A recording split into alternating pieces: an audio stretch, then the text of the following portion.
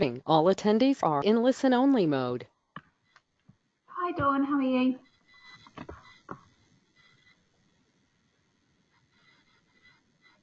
Hi Dawn, can you hear me at all?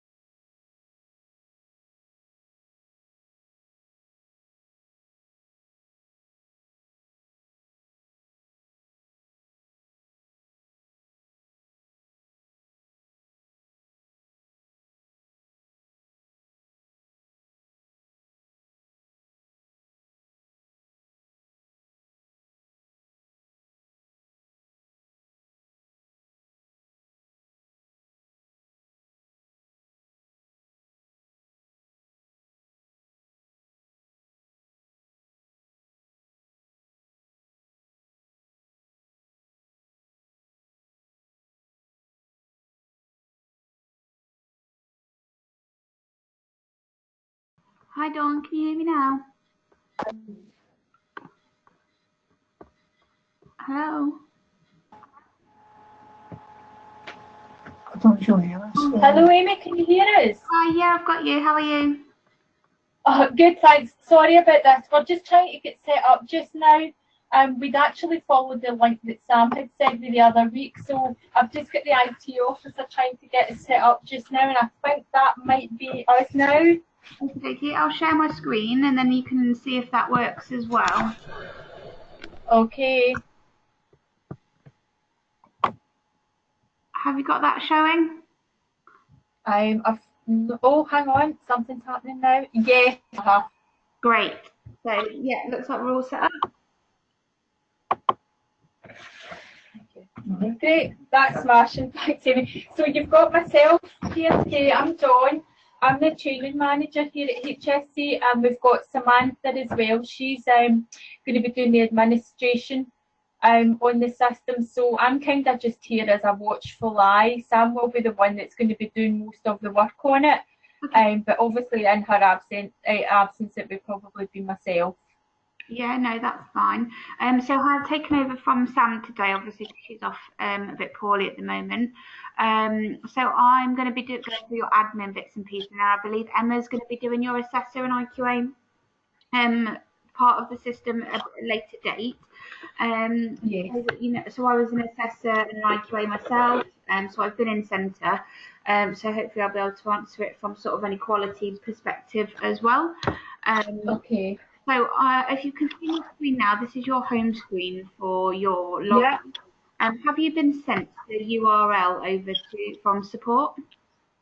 I'm not sure. I'm actually just back from holiday this morning, Amy, and I was just actually going through my email, so I'm not sure if I've got a username yet. No worries, I'll send it over to you so that you've got it at the end of this. Okay. So just to log into your main screen, it's system admin and the password is password. I'm going to log in as that for now, and then when I send you over the access. Yeah. So are you happy for me just to press accept on your terms and conditions to give you access to the system? So would that be your Amy, she is Diane Tinline. Diane, sorry, can you spell it for me? Yes, I can. It's TINLINE.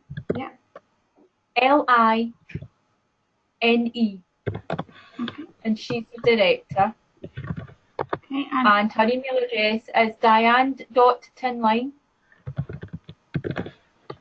at hscfutures.co.uk. Great. So I'll send that over. So that gives you permission to access the system, and it gives Diane the access to be able to be the system admin. So if we need to change any licenses or anything like that, then she'd be the person that we would go to just to confirm that it's okay.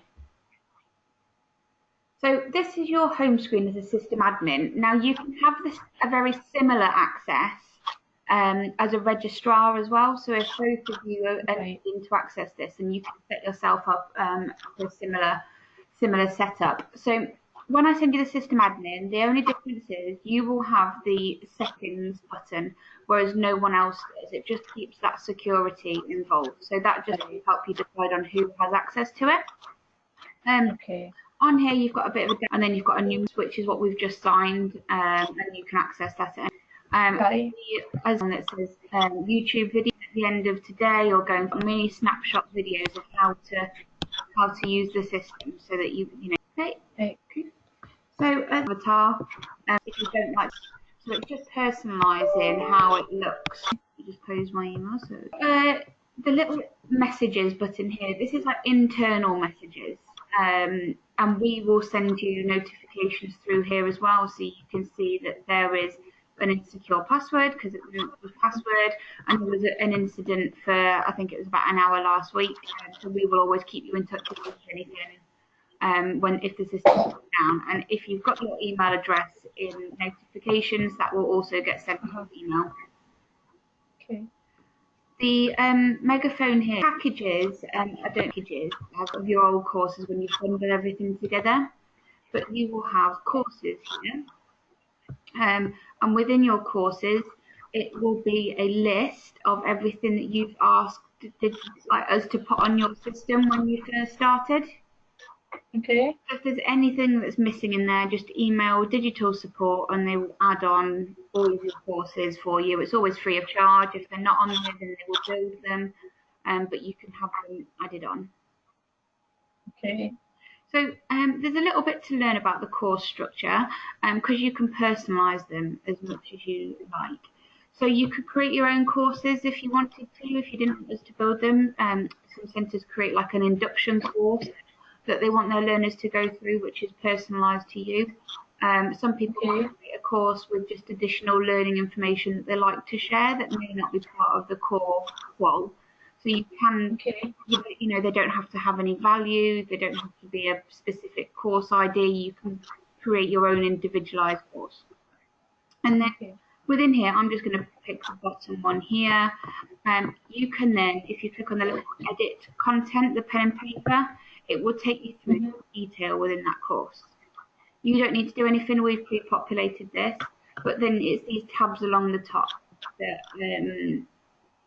that you'll need to be aware of. So in your documents here, you can upload generic resources that are related to this course. So there's 3 places you can upload resources. This is the first one. So in here, you may have documentation that's relevant to the Level 4 Social Services course, and it's related to that entire course. So it might be an overview of what's expected. It might be everything that the course is going to cover, something that covers all of it, a bit generic.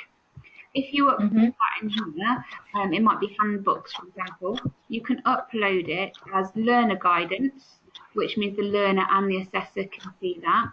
But you could also upload it as assessor guidance, which could just be for your assessors, and the learners would lock down, so they would see it. So that's like your generic guidance. And then you'll see when Emma does your training where that sits, because that sits in the top of the learner's portfolio. Okay. And then you've got your course builder. Now this is where we've built every unit within the course, and it's broken down into the levels, the credits that are involved in there. You could create your own unit. So you might, again, if you don't want an induction as a course, but you want an induction unit, you could build it within that course. You could build additional units around like a classroom session that you do. Some people will choose to add in their own units, others potentially not. But because everything is built in from digital support side of things. So you've got, I'm going to just pick the top one here, and again, you've got that edit button.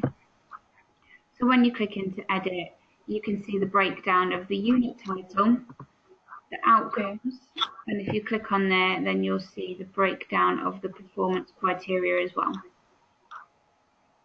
Okay. So again, this is the second out of the 3 places you can add resources. If you've got a resource that is purely for this maintain effective communication systems and practices unit, you can upload documents again in here. That could be Word documents, voice recordings, PowerPoint presentations, but you can upload something that's specific to that unit rather than being the courses in general. Okay.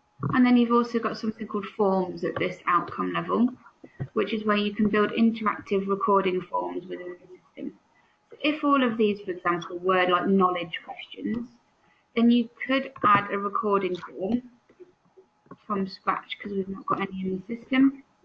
And you could put in all of your knowledge questions in here, which means when they're being built, you've got your, they can be typed into by the learners and marked by the assessors. So it could be knowledge questions, permissions, you choose who you want to be able to see that form. So it could be the assessor, the candidate, IQA and EQA, probably the registrar.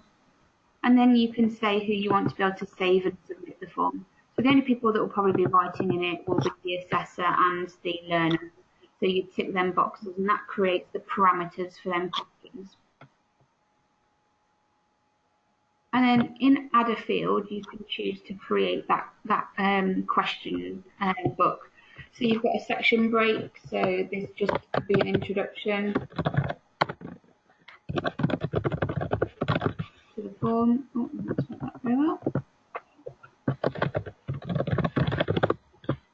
Yeah, and then you could add fields. So this is where you could add text boxes, select buttons, you could do radio buttons, and then all you do is when you click in there, you can ask the question.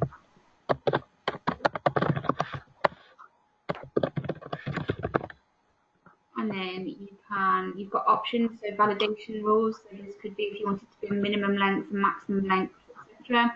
A number, if you want to make it a required, so it must be answered.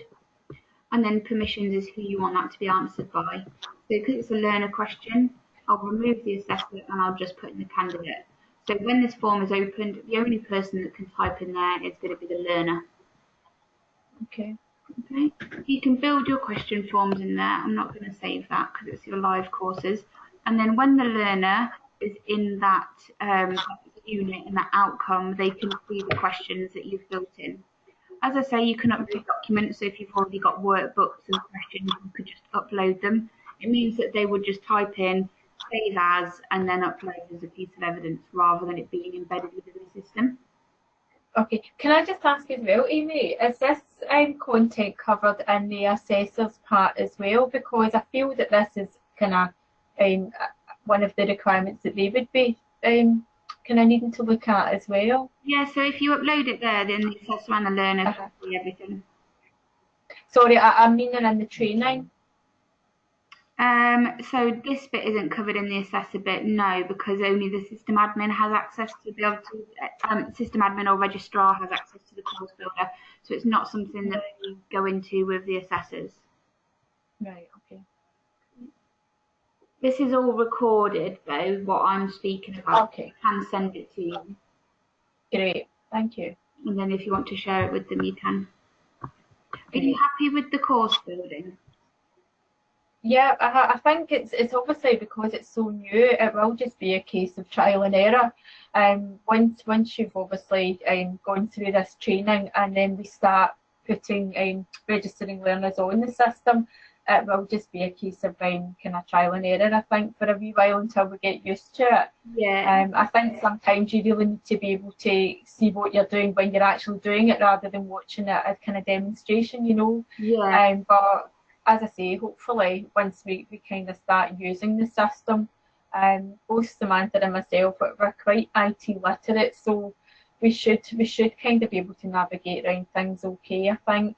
Yeah. What I recommend is for you to upload a document in the course folder, documents overview, and then the third place that I'll show you in a moment. And then with a test learner and a test assessor, you can then go in and have a look and see where it all sits and how it works. Right. You'll be able to know if you want to use it or if you want to just use the courses as they are. Yeah. It's entirely up to you. Okay. And you can pause and play as you're going along when this is being played. And there's also a video of it in the resources in the homepage. Yeah, okay. Yeah, so you've got plenty of places where you can go to. So the next part, we're going to go, this needs to be done in order. So the first thing you put on is your companies. Now we've got one just called the training company as a start. To create a company, this is depending on how are your learners work-based or are they employed? Yes. Oh yeah, they're all work-based, so they're employed by organisations. So basically, it's not work placements for us. What we do is we work with companies who identify employees to be put through the training, and then we go and sign them up so that they're already in a job. Okay, great. So this is where you would put those employers, sorry. So whoever they are, right, okay, and whoever they work for, you would create them as a company. So for me, if I was working with you, it would be City and Guilds. Okay, that creates an employer access. And then the password, I just normally set them to password to start with. And then that's all the mandatory details you need, but your learners do need to be allocated to an employer. So if you want to have access to it, then You can give that out to the employer, no problem. You can put in their details so that whoever's looking after the learner or the admin has got that employer's information. And the primary contact you would want to put in if you want them to be able to have access to forms and reviews as an expert witness. Once you've got that in, can I just ask, Amy, would it be kind of beneficial for us to go through the companies that we've got just now and set them all up as companies? yes. So that they're there already, yeah. Yeah, and like I say, you don't need to put in like number and mandatory and primary contact. You can just put it as just their name and username. So it's not a lot of information to put in. Your learners do need to be allocated to your company. So I would definitely pop it in. So once you've got your companies in there, you'd then put in your team members. Now I'm going to use a test team member, one assessor and one IQA. They can have the same login, but it means that when Emma is doing your training, she'll be able to log in as that and use the system how it looks. So to create a team member, it's quite straightforward. You've got create new staff, and then you put in all the mandatory details.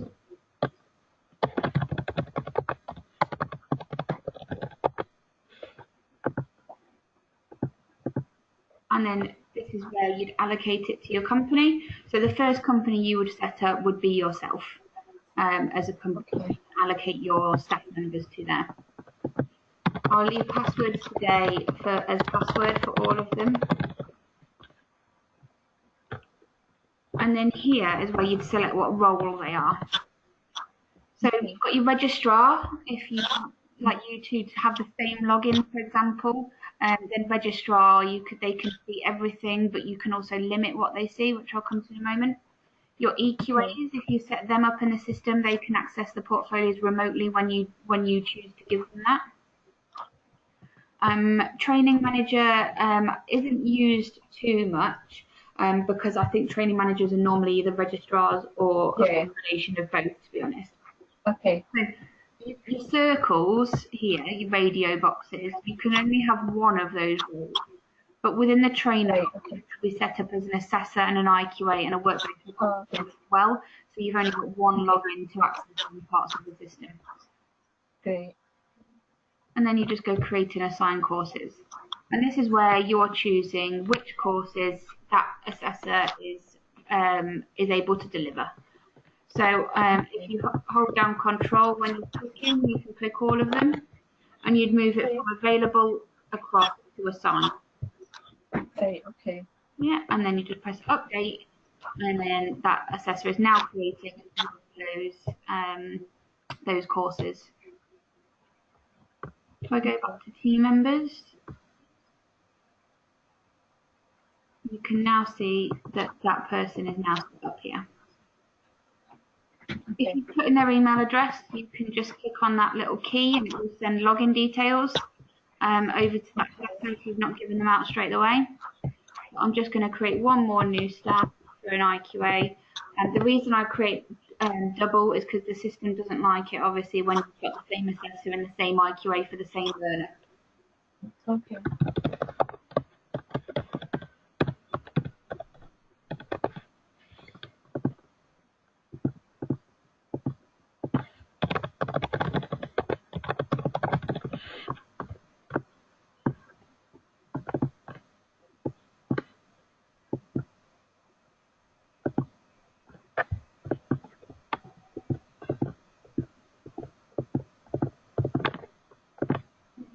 So if I'd have put in an email address up there, it says email login details, and you can do it from that page.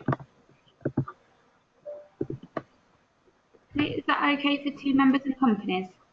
Yeah. Okay. So from there, I'm going to skip down to learners rather than settings and reporting. I'll come back to that. Oh, sorry, just one thing. If you have set someone up as a registrar, you have that edit button underneath permissions, and this is where you can set people as a registrar and decide how much control they have.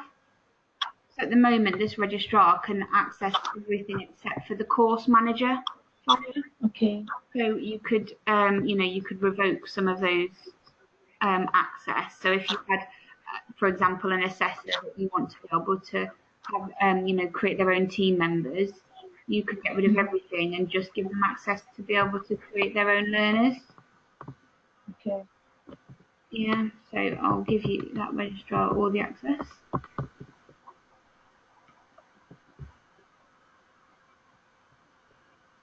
Okay. So into learners, and this is where you can either create a learner individually, or if you click on enrolment, you can download the Excel sheet and upload a CSV for a group upload.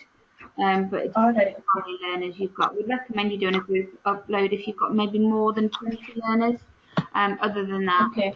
just go on to create learner. So when you've got that, it's very straightforward again. You would just put in the details. And it would populate a username. You can have a test candidate. So that means that any assessors that you upload can have one test learner to be able to, you know, have a go at using the system, have a go at it from Right. a point of view, so you can have a bit of a play with what you need to do.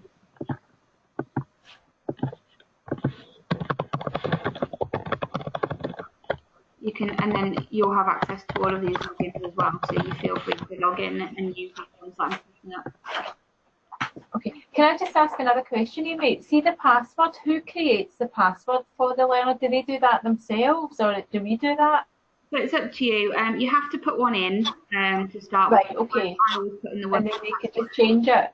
Yeah, that, and it'll prompt them to change Right. it when they log in. Okay. Yeah. You can then, as much or as little information as you want within a learning assistant, their address, further information. So, you know, if you want them to be able to have all of that registration information in there, you can do. This is just confirming that this user is a test learner rather than a live learner. And then it's saying, what would you like to do now? So you want to continue with the enrolment because you want to assign that learner to a qualification. Okay. Enroll on new course. And then you just select the course you want them to go on.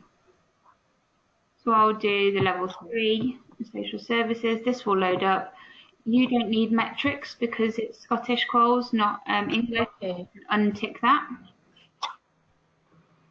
And then you would choose your assessor and your IQA. So you always have your one primary and you've got your one secondary. Okay. You can't, sorry, primary assessor and primary verifier. You can use that and have like secondary assessors and secondary verifiers if you want to, but you always need one, your primary ones in the boxes. Okay. The next bit is your work-based recorders and expert witnesses if you want to use them. Expert witnesses would be if we'd put in a primary contact within the, an expert witness within the company. Okay. That's kind of who you would want that to be, because it would be someone like their tutor within their job wherever they're working. Are you still there, Amy? Yeah, can you hear me? Yeah. Sorry, Amy, we didn't catch that. I think we maybe lost somewhere along the line there. All right. Whereabouts did you get to? Can you hear me? The expert witness. Yeah, we got to the expert witness part. Great. So that was just if you put in an expert witness within the employer, within the company bit, it gives them access to them recording forms if you choose to use them, if you want them to feedback or comment. Right. It could be like a tutor or a coach that they've got in their job. Okay. And then the only bit that's not mandatory, but definitely put it in, is the course dates. So their start date and their anticipated end date. This means that it generates their progression as a percentage. So that's quite an important one to put in. When you press submit, that's created the learner and assigned them to that course, that assessor and that QA. So if you then wanted to search learners for this one, because it was a test learner, you can change learner status from active to test. Press search, and then when you scroll down, that learner sits here. Okay. can I just ask a couple of questions again, Amy? Are you okay for me just to ask questions as we go along? Good stuff. So first question is with the test learner. So obviously we want to have a kind of fiddle about with it before we put live learners on. The one test learner that you've just put on there, can we all just access that one person, or do we need to individually kind of put on a test learner when we've logged in? Entirely up to you. You're more than welcome to use that one, all of you. Right. You can create one each. Entirely up to you. Right, that's great. And the second question was, we probably will have more than 20 learners to upload onto the system.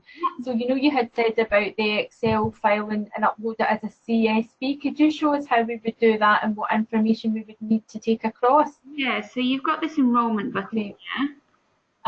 Click on there, it'll open this pop-up, and it gives you the instructions here.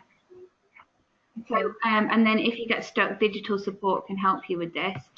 Right, okay, that's great. Template spreadsheet, and then if you've already got it in a spreadsheet or something, you can just copy and paste the data across.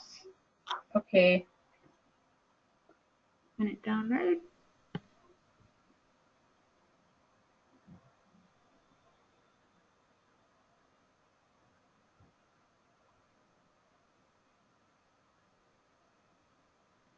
Okay, so when you're in here, it asks for so the same stuff that you would put in. So title, name, preferred name on certificate, gender, birthday, username and password, and you can put in as much or as little information as you want. Right. Obviously, the mandatory things that I've just gone over, so primary assessment, primary verifier, start and end date. So yeah, you don't need to put in things like this, like their addresses and whatnot, if they're not to hand. It doesn't affect your enrolment. It's the mandatory details that I've shown. So what I would recommend to do if you get stuck is, as you're filling in that spreadsheet, also have open the Create Learner. Right. So then you can see where the red stars are. Right. So then you can have the spreadsheet and you go, right, I know that I need to have their title, their first name and their surname for it to upload. So that will just help you know which ones are mandatory. Right. Yeah. And then once you've finished with that spreadsheet, then you there's a little bit of information here as well. You'll need to make sure you enter the company, the course code, and then once you're done, you just browse and upload into here, and that will load all the learners on for you. Right, good. Yeah. I just think that would be a lot easier than having to do them kind of one by one. Yeah, of course. If you want the system to generate their usernames and passwords as well, just the two columns, and then it will generate it for them. And then when you set out your access, they will log on and change it themselves. Okay. Okay. If you get stuck, like I say, digital support will be able to talk you through it. Great. See, sorry, just if I can just ask another question about the course that they're actually doing. So, would it just be the group award code that we would put in for that, and it would then automatically pick it out? Yeah. Yeah. So, for instance, like if we had like a level 2, it would be GH5Y22, and if there was a level 3, GH6023, and it would just obviously automatically fill that in on the system. It doesn't matter if they're all, they don't have to be, like, we don't have to upload them all as level 2s or all as level 3s. It can just be whatever's in the box that will pull it through. Yeah, so you just choose which course you want them to go on. It doesn't have to do them in a select group. So the course code field relates to the QAN property. So if you've got your QAN numbers, just put them in there, and you could, so you could do a mix of all the learners in different, you know, you don't have to do it separately. Right, okay, thanks. So then I'm aware that there's a lot to take in on one webinar. So what I have started to do is go over the settings and the reporting, and then also these bits at the bottom are just like the additional features within Learning Assistant. So I just kind of highlight what they are, And then once you're embedded within, you've got your learners and your assessors and things on the system, and you've got all of that, then that's when you want to probably start exploring these three things as to whether they're useful or not. Otherwise, it's just additional stuff that can be a bit too much. So, news and events, you can input very straightforward, like if you were posting something on social media, you can create news or a piece or an event or something, and you can choose who you want to be able to see that on their home screen. So you can say, right, I've got this piece of information I only want the learners to see. I've got this piece of information that I only want the assessors to see. You can upload additional documents in there. Some centres are doing it really well by when they've got standardisation meetings, they put it in here, and they also invite their EQAs to be able to see their agenda, so that when the EQAs are doing their visit, they can just go and see what you've been doing without having to go back and find it. You can do that for news, and like I say, an event is very similar. You can choose who that goes out to on that screen. Just depends if you want to use Learning Assistant for that form of communication, or if you've already got something internal that works well, then it's whatever works best for you. Okay. You've got forums in here, so forums, obviously it's a communication method between your learners. Just something to note, every learner that you upload into your Learning Assistant, if they're on, like for example, care services, leadership and management, no matter when they were added onto the programme, they will all have access to this forum.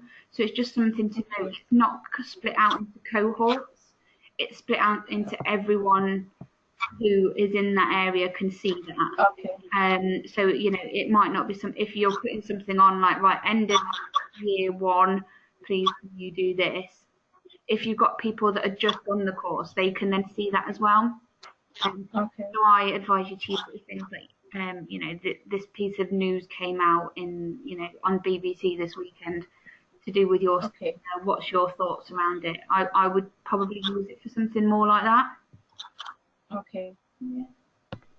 And then the last one is processes. Now this is a time-bound task. Things like milestones, do you have them?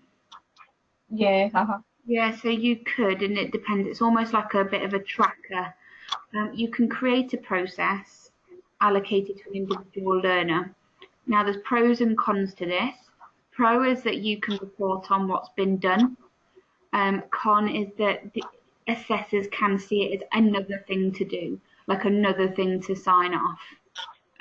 So my advice generally, and it's working out quite well, is in the resources, there is a processes video. Have a look at that. It's really, really good and really informative. And you'll work out from there if it's something that you want to go ahead and start building or not. And then we can definitely pick that up. If I go into the ins and outs of it now, you'll have forgotten what I told you 45 minutes ago. That video, because then once you're up and running and you've got everyone loaded into the system, you know how to put your learners and your team members on then. Right, how else to use this and it more.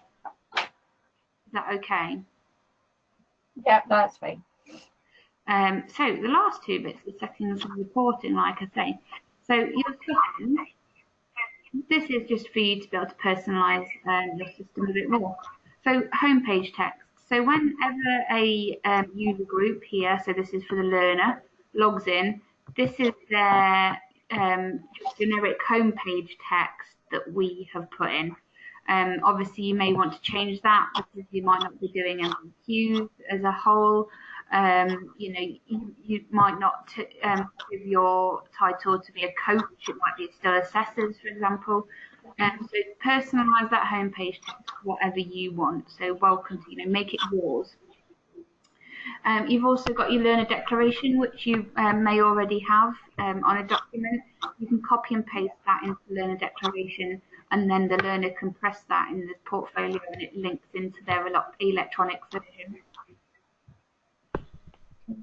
You can then change that as well from learner. You can do the same for the assessors, for the companies, for your registrars. So you can personalise their login screens of what they're going to see on their homepage. If you've got links out to a Moodle board or an intranet, you can put links in there as well, and it will link them straight out.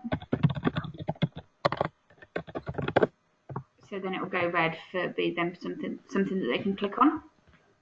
Okay. So then the third and final place that I was saying that you can add resources to is you've got your resource library. Now this is to really help you be paperless.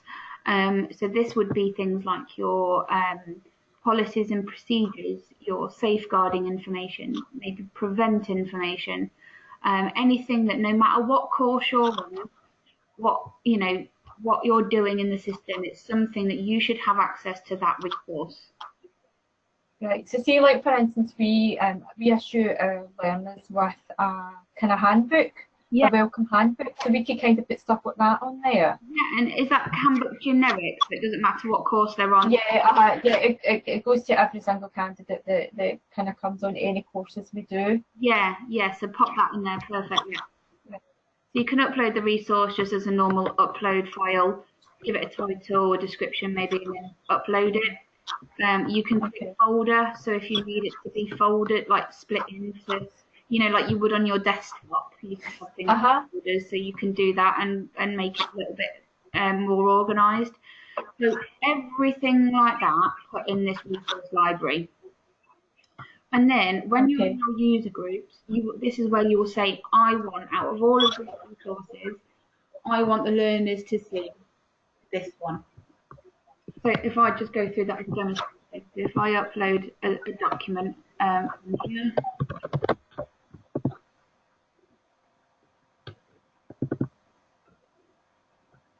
and then save, this will create that resource document within here. And then in my user groups, I will then say, okay, with that resource, I would like the learners to be able to see just this one, but not this one. So I will save. Okay. And then I might say my assessors, I want them to see both of them because I want them to see what the learner sees and what they need to see. Yeah. Yeah. Delete that, otherwise all of your users will have my CV. That's it. And see if we've got resources like the learner handbook, for instance, it's generic for every learner that we have, and we've uploaded that. But obviously, periodically, these documents get reviewed. Can we just delete it off and then upload a new version of it? Upload a new version. It means everyone's got the most up to date version. Okay.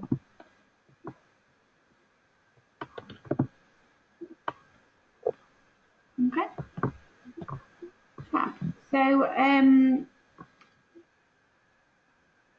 forms, I'm going to go on to next. So forms, this is built in the same way that we looked at within the course builder when we were looking at building and then questions. But the only difference here is in category you can choose different things here. So you could build an assessment plan document, you could build in a review document, something that's teaching and learning, or you could just label it as general, but you can build in all of them forms as we were doing before. The difference is that when you look at the assessor login, and it will become more apparent when Emma goes over it, in the contact diary, which is where all their planning goes, all their assessment feedback goes, review documents and things, you can build them forms that you currently use as an embedded form within that contact diary. So they can, if it was assessment feedback, they can click on assessment feedback and they can attach that form that you've created to answer them questions based around that assessment. Because this is a new feature within Learning Assistant, at the very bottom here where you've got change log, you've got a video that I've done on how that works and where that sits. So if you were to click in September release,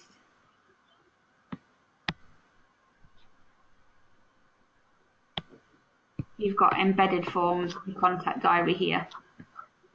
Right, okay. I think this is going to be something that we might have to sit with the assessors and obviously let them see the recorded version of this training as well, because I feel that some of the things that you're showing us would be stuff that they need to know rather than we need to know. Yeah. From an admin point of view, all I would expect that we would be doing is obviously putting on the companies, putting on the learners and assigning the learners to a course. Yeah. All these other things, I would think that's kind of the stuff that the assessors would usually be doing. So I feel like we're a bit ignorant to what you're telling us because we're not 100% sure, because it's usually assessors that kind of deal with all that kind of stuff. Yeah, that's fine. We just basically register the candidates on the system, and then obviously we result the candidates on when we've received information from the assessor and the ID that everything's been signed off.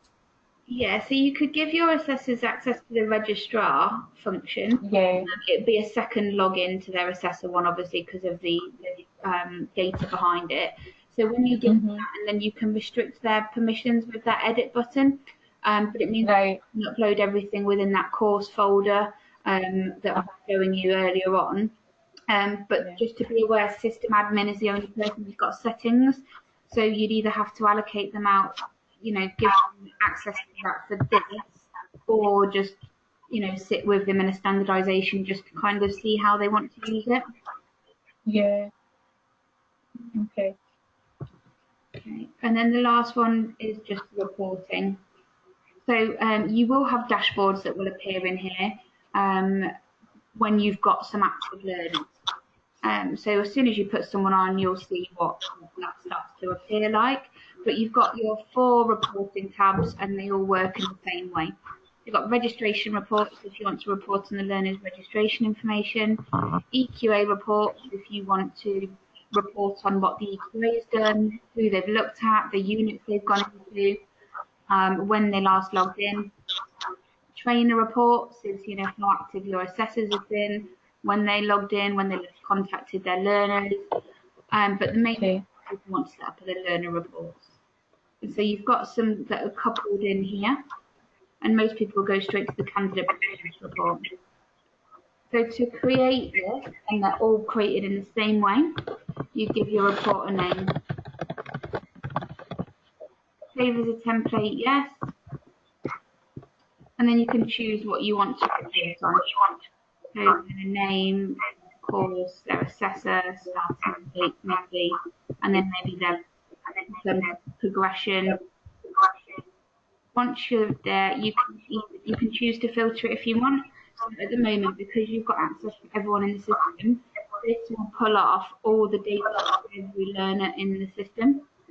Whereas if you add in a field, you say that you only want to see this report for a specific course or for a specific assessor, etc., and you can filter it out. But like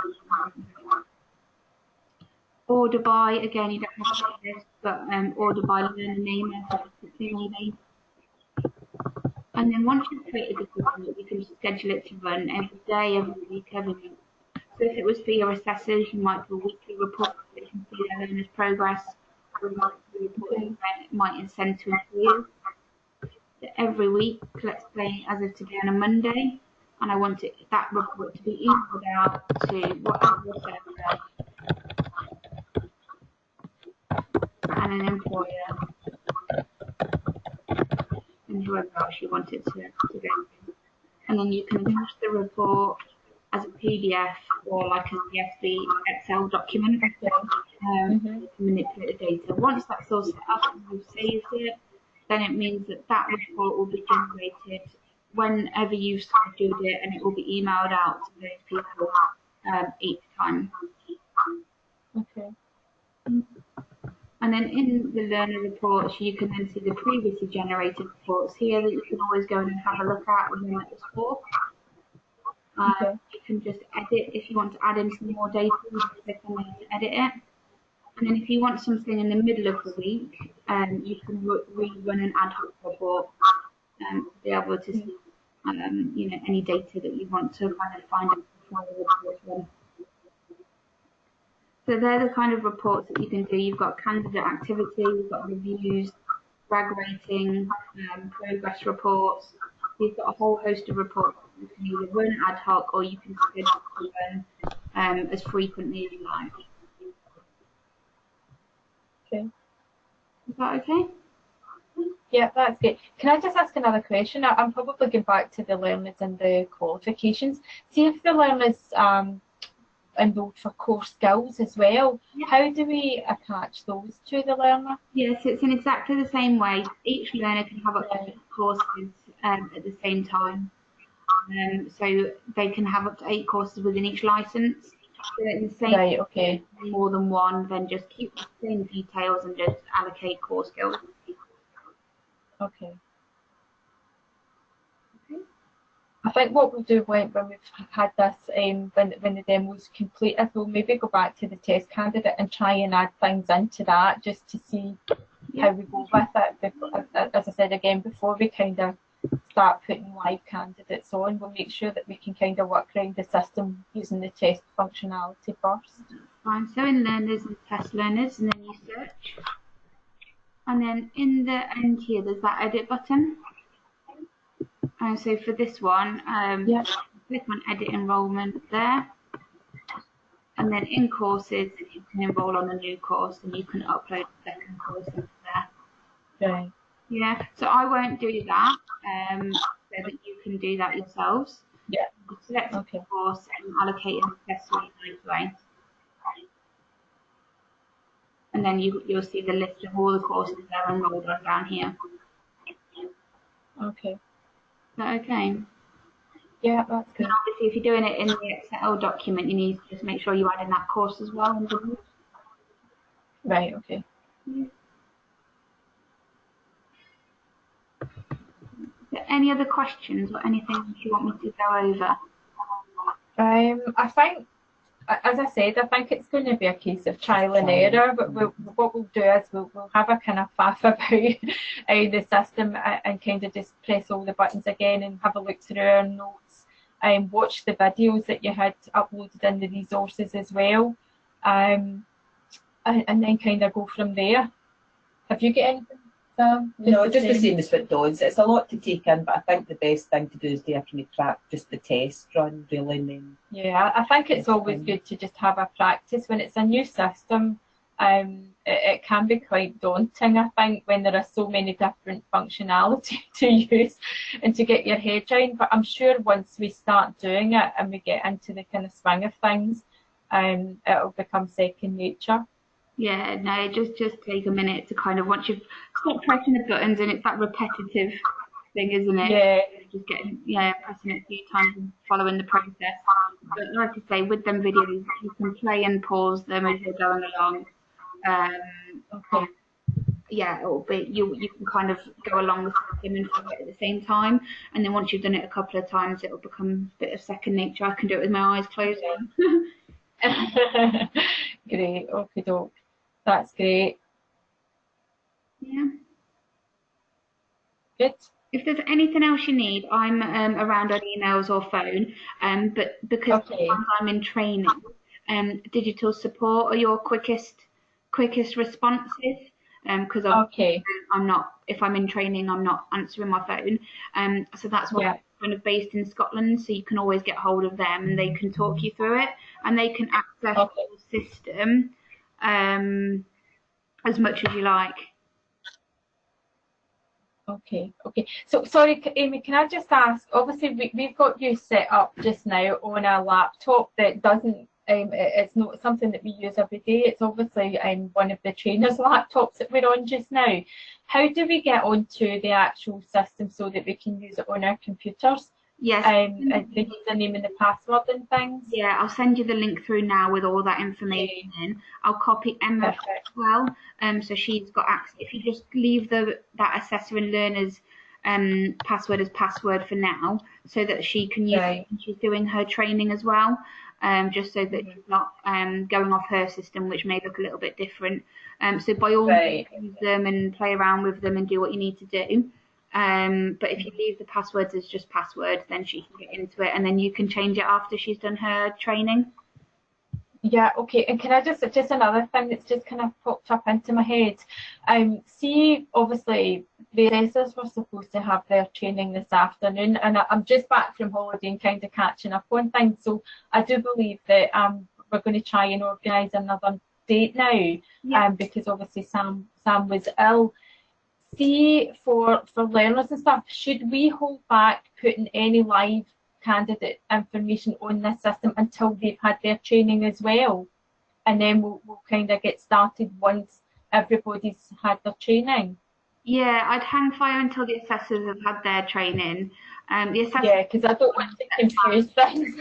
yeah, the learners could start uploading anything. Yeah.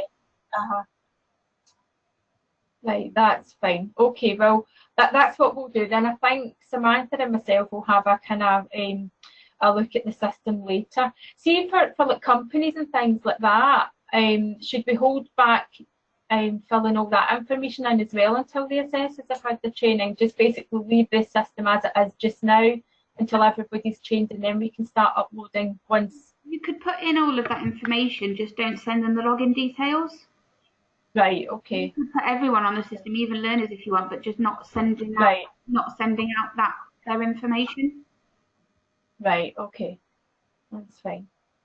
Okay, doke. Great. Well, I know I've got to answer an email to get this next session set up, but I'm going to have to obviously go between all the assessors to see who I can get and make sure that they're all available for the dates that you guys have kind of put forward as replacement dates. So I'll try and get onto that this morning. Yeah. And hopefully we'll get another training date for Emma to do the next session.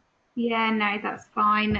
Sorry I couldn't do it on Wednesday. I've got to get myself No, that's okay. Cornwall. That's fine. It's not a problem. I understand these things happen. It's really difficult for us because our assessors are freelance. So trying to kind of track them all and tie them all in to the kind of same day and the same time can be quite difficult. But I'm sure under the circumstances we'll be able to get something else arranged. So I'll try and get that sorted. Emma as well, as I say, as soon. hers, so that can be sent out to your assessors as well. Sorry, what was that? So like I've done today, Emma can record hers. So that can great. Out to the so that can be sent out to any assessors that did miss it as well. That would be great. Excellent. And you're going to send us a recording of today's session? Yeah, I'll download it and convert it and send it out to you. Great. And then also, if any of your assessors are particularly struggling or IQAs, and they want something that's face-to-face, on the 30th of this month, there is a CPD event for assessors and IQAs. I host them once a quarter. Different events. So there's this one for assessors and IQAs this month, and then the next one for them will be in August next year. So there is a bit of a gap between them. But that can be sent out. When I send out my email, there's blue text at the bottom of my signature strip. It's on there, so you can have a look. It's only 25 quid for an attendee, but it's back to basics. It's stripping everything out. And going really in detail face to face, which I know is quite rare to be able to have these days, because everyone's out and about. So it may just be something you want them to think about coming to, if they need a bit more support. We had one in Cardiff the other day, and 80 people arrived, and it was brilliant. Some visit loads and some are brand new, so it's good to get other centres hints and tips around it as well. Yeah. Something to bear in mind if that might help you get up and running quickly. Okay, great. Perfect. All right, I'll let them know about that as well. No problem. All right, well, have a good afternoon, and let's do something else. Great, smashing. Thanks, Amy. Thank you. Bye. Bye. Bye.